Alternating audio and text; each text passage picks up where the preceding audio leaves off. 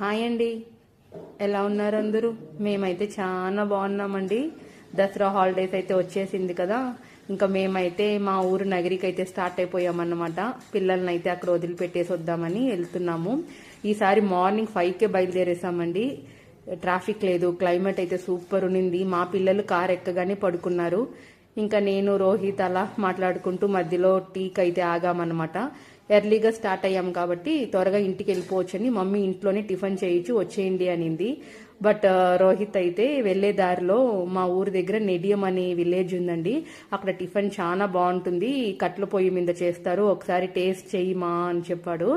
సరే అని నేను ఇంకా కార్లోనే కూర్చుంటే తెచ్చిచ్చాడనమాట. నిజంగా అండి, ఇడ్లీ చట్నీ కారం భలే ఉన్నింది.